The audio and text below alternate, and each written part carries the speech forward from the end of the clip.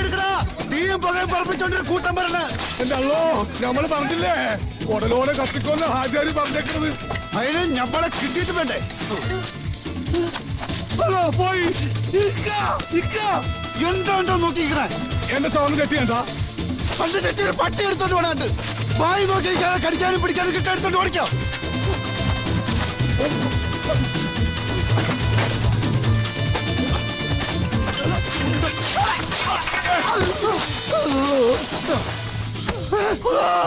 തല തിരിഞ്ഞു പോയാ